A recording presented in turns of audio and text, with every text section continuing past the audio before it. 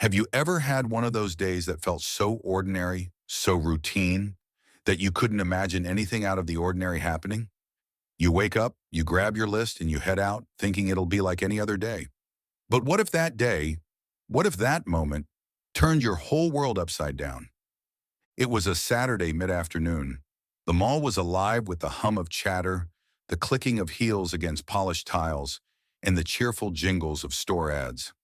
Our story begins with a woman, a wife, a mother, walking through these very halls, her mind focused on errands and dinner plans. Her name is Sarah. Sarasa wasn't the type to linger. She wasn't there to browse window displays or treat herself to an overpriced latte.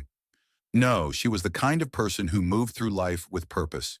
She had a checklist in her hand, and the grocery store was next on the list. Just another task in her carefully structured day. But then it happened. Something small, almost forgettable at first.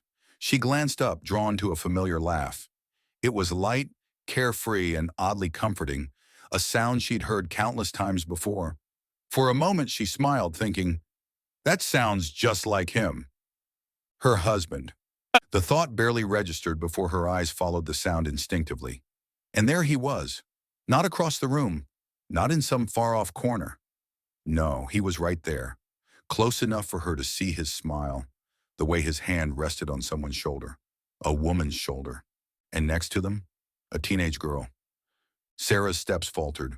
Her heart skipped, not the kind of skip that comes from excitement, but the kind that comes from dread, from suspicion, from that tiny voice in the back of your head whispering, something isn't right. She paused, trying to process what she was seeing. Her husband stood there in the middle of the mall, completely at ease. He looked happy, happier than she'd seen him in months. The woman at his side was laughing at something he'd said, and the girl, oh, she looked so much like him. But surely it couldn't be, right? This had to be a coincidence, a misunderstanding. Maybe it wasn't him at all, or maybe it was some work colleague, someone he'd forgotten to mention. But then Sarah noticed the small details, the way he leaned in to whisper something, the way his arm lingered around the woman's back, the way the girl clung to him, like she'd known him her entire life. And then the moment that changed everything. The girl turned her head, beaming, and called out, "Dad! Dad!" Sarah froze. Her breath hitched in her throat. She felt the world slow down around her, the background noise of the mall fading into a deafening silence. Dad! That one word shattered everything. Now imagine yourself standing there in her shoes. What would you do? Would you march up to them, demand answers in the middle of the mall? Would you turn and walk away, pretending you hadn't seen anything? Or would you stand there rooted to the spot, unable to believe what was unfolding before your eyes? Sarah? She didn't do any of those things. Not yet. Instead, she watched. She studied every movement, every gesture, every word she could make out from where she stood. It was like a cruel scene from a movie she hadn't signed up for. Her husband, the man she trusted, the man she shared her life with, was here with a woman and a girl who called him Dad. She couldn't take her eyes off them. Her mind raced with questions. Who was this woman? How long had this been going on? And most hauntingly of all, what else has he been hiding? Sarah gripped the shopping bag in her hand so tightly her knuckles turned white. She thought about walking up to them, about saying something, anything. But she couldn't. Not yet. She needed more than this fleeting, painful glimpse. So she stayed in the background, following at a distance as they walked through the mall like a perfect little family. She noticed how the girl held his hand, how the woman laughed at his jokes, how he seemed to belong there with them in a way he hadn't felt like he belonged with her for a long time. And in that moment, Sarah knew. This wasn't just a misunderstanding. This wasn't a colleague or a friend or some distant relative. This was something much bigger. But what would she do next? Would she confront him there in the open, risking a scene? Would she let them leave and pretend she hadn't seen a thing? Or would she wait, letting this moment haunt her until the truth came to light? What would you do if you were Sarah? Because as we'll soon see, what happens next will change everything. Not just for her, but for everyone involved. Later that evening, While the echoes of the mall encounter still played in her mind, she sat at the dining table sorting through a small stack of mail. It was one of those tasks she'd grown used to, mundane, repetitive, almost automatic. But as she opened a slim envelope tucked innocently among utility bills, her hands froze. The name on the statement was clear, her husband's. The account, however, was for a store she'd never imagined he'd frequent, Children's Place, a clothing retailer specifically for kids. As she scanned the transactions, her heart pounded. A total of $300 had been spent over the past month, not just on clothes, but on what seemed to be school supplies and shoes. The dates didn't lie. These were not random charges. They were consistent, deliberate, and specific. The memory of seeing him at the mall flashed before her eyes. Pieces of the puzzle began clicking into place, forming an image she didn't want to confront. Who was he shopping for? Their own daughter was 17 and far beyond the need for children's clothing. Could this be tied to what she had witnessed earlier? She didn't confront him immediately. No, not yet. She decided to keep her emotions in check, at least for now, and waited until after dinner. That evening, as the house settled into its usual rhythm, she approached him in the living room. He was reclined on the couch, scrolling through his phone, completely unaware of the storm brewing within her. Sarah, hey, I need to ask you something. What's this? She places the credit card bill on the coffee table in front of him, her voice trembling but measured. Husband, glancing briefly at the statement before scoffing. Oh, that! It's for my cousin. She asked me to help her out, so I let her use my card for her kids' stuff. You know how family can be. But his tone was too casual, too rehearsed. Her instincts told her otherwise. Sarah, your cousin? Since when do you have a cousin with kids young enough to shop at Children's Place? And $300 in a month? That's not just helping out. It's something else, isn't it? Husband stammering, then quickly changing his story. Actually, it's not for my cousin. It's for a friend. Yeah, a friend. He needed some help getting things for his daughter, so I thought I'd do him a favor. No big deal. She let out a bitter laugh, one of disbelief and growing anger. Even when the truth was right in front of him, he clung to his lies like a shield, hoping to deflect the inevitable confrontation. Sarah, with a firm, cutting tone. You really expect me to believe that? After what I saw today, at the mall? After this? She holds up the bill, shaking it slightly for emphasis. You're lying and you know it. Still, she held back her tears. She wasn't ready to let him see how much this betrayal had gutted her. Not yet. Instead, she walked away, leaving him to sit there, stewing in his own web of lies. It's moments like these that leave you questioning everything. How could someone you thought you knew so well hide something so monumental? Was it denial that blinded her for so long, or had he truly been this careful? Let us know in the comments, what would you do if you were in her shoes? Would you confront him right then and there, or would you wait until you had more evidence? The next evening, the house was filled with a heavy silence. Dinner was barely touched, and tension hung in the air like a storm waiting to break. She had tried to hold it together, but her thoughts kept circling back to the mall, the credit card and his pathetic excuses. It was like trying to suppress a fire that refused to be extinguished. And she knew, tonight, she needed answers. After their teenage daughter retreated to her room for the night, the wife decided it was time.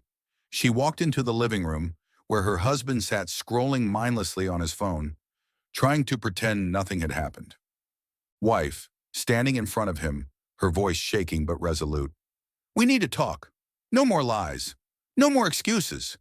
Who was that girl at the mall? Who is she to you? Husband, not looking up from his phone, feigning nonchalance. I told you already, it's not what you think. You're making something out of nothing. But she wasn't backing down this time. Not after the credit card, not after the mounting evidence that something was terribly wrong. Wife, raising her voice slightly, her frustration boiling over. Something out of nothing? Do you think I'm stupid?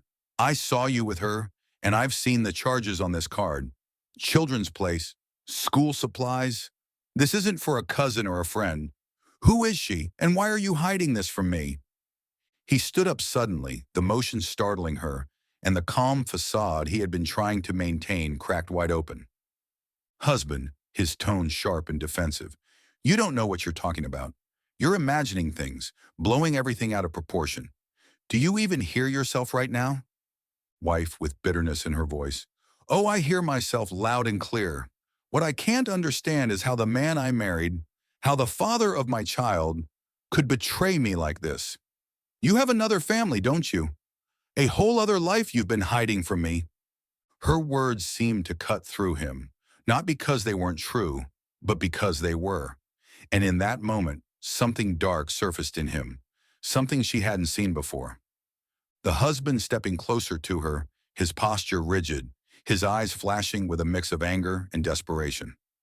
The wife stands her ground, though fear begins to creep into her expression. Husband, yelling now, his voice echoing through the house. You don't know what I've been through. You have no idea what it's like to carry this weight every single day. I've done everything for this family, and this is how you repay me? By accusing me of things you can't even prove. Wife, matching his intensity, her voice breaking with emotion. Prove? Do you think I need more proof? I saw you with her. I found the credit card. What else do you want me to find before you'll finally admit the truth? And then, in an instant, it happened. His anger boiled over into an act of violence. He shoved her, hard, causing her to stumble back against the coffee table. The sound of her body hitting the furniture was deafening, a moment frozen in time. Numb with shock, she looked up at him, tears streaming down her face. This wasn't just betrayal anymore. It was something far more dangerous. For a moment, he froze too, as if realizing what he had done. But instead of apologizing, he doubled down. Husband, in a low, menacing tone. You don't get to control me. You think you can just accuse me, back me into a corner, and there won't be consequences? Think again. Wife, with quiet strength, her voice trembling but firm. You can try to intimidate me all you want, but you can't break me. I see you for who you really are now, and trust me, this isn't over. Their argument didn't end there, but the physical violence didn't escalate further that night. She retreated to the bedroom, locking the door behind her, while he stayed in the living room, pacing like a caged animal. The cracks in their marriage had shattered completely, and there was no going back. Domestic violence is a heartbreaking reality for so many, and it often comes from those we least expect. What would you do if you were in her shoes? Would you stay, or would this be the final straw? Let us know your thoughts in the comments below. And if you or someone you know is experiencing abuse, please reach out to a trusted friend, family member, or professional for help. You are not alone. The wife sitting on the bed, holding her knees to her chest, tears streaming down her face. The husband in the living room, staring blankly at the wall, a mix of regret and anger etched into his features. As the layers of deceit unraveled, Sarah, the betrayed wife, began to dig deeper into her husband Michael's double life. What she unearthed wasn't just shocking, it was deeply unsettling. Not only did Michael have a teenage daughter, Layla, with his longtime mistress, Camille, but it turned out they had always known about her. In fact, Camille and Layla had been complicit in maintaining Sarah's ignorance, trapped in Michael's web of lies and manipulation. 15 years earlier, Michael had met Camille at a local coffee shop. She was young, ambitious, and drawn to his charm and charisma. He was already married to Sarah at the time and had recently welcomed their daughter, Emma. But instead of being a devoted husband and father, Michael saw Camille as a tempting escape from the responsibilities he resented. Camille didn't know about Sarah at first. Michael had told her he was separated, painting himself as a victim of a loveless marriage.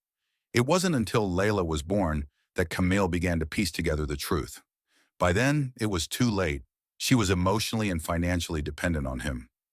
Michael, ever the master manipulator, convinced Camille that Sarah was cold, distant, and entirely focused on her career, leaving little room for her family. Michael, kissing Layla on the forehead and turning to Camille with a sly smile. I don't want to talk about her, Camille. You're the one I care about. Everything I'm doing is for us and for Layla.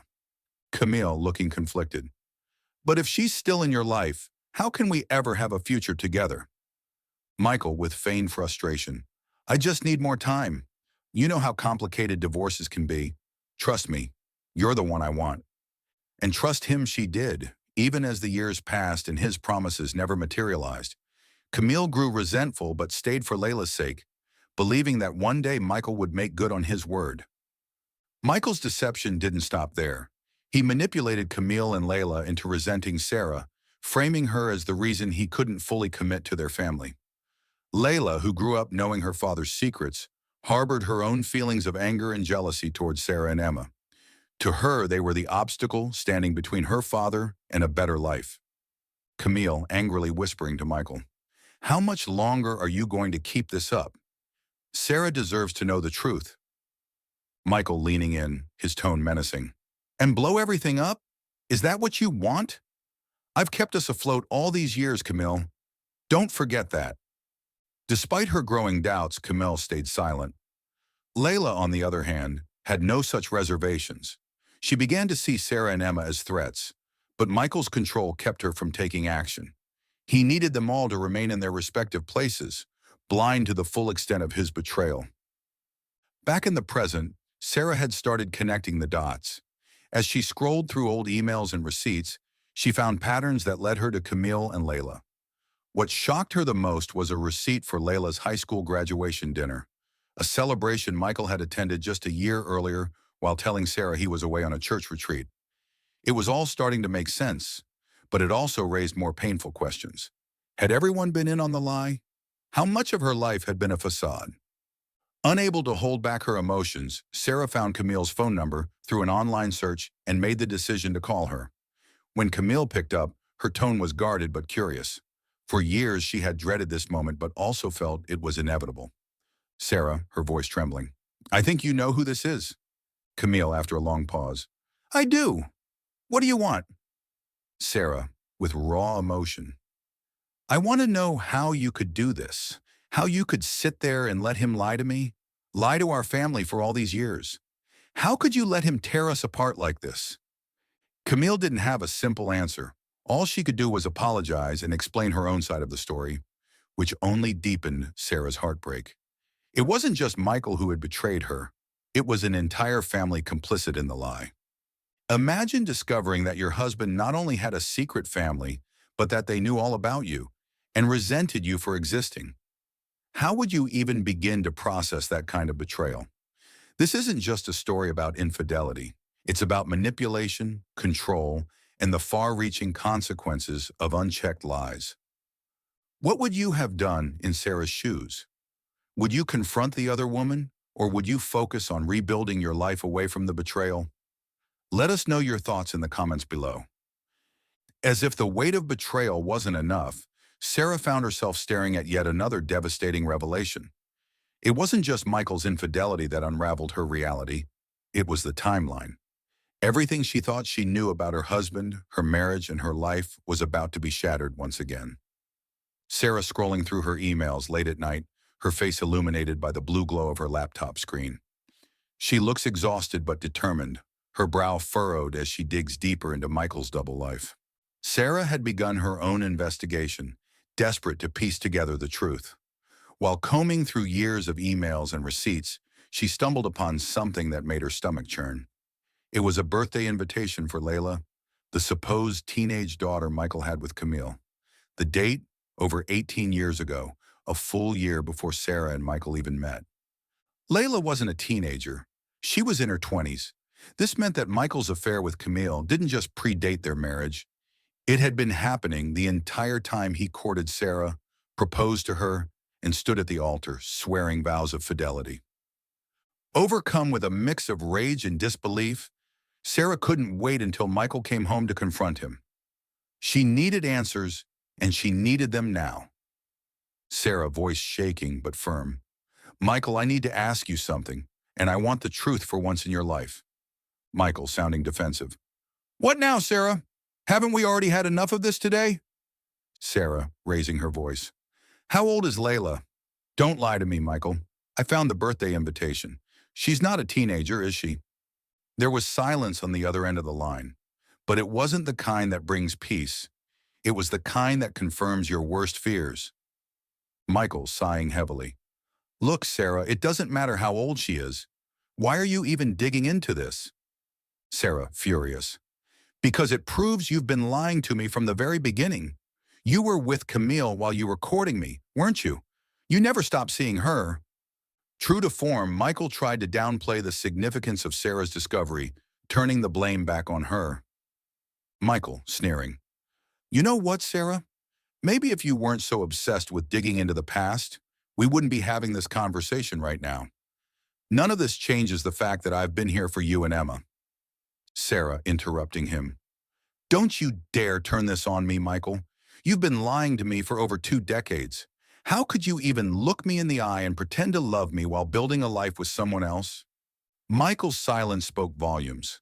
Sarah realized that every milestone in their relationship, every anniversary, every family vacation, every cherished memory, was tainted by his lies.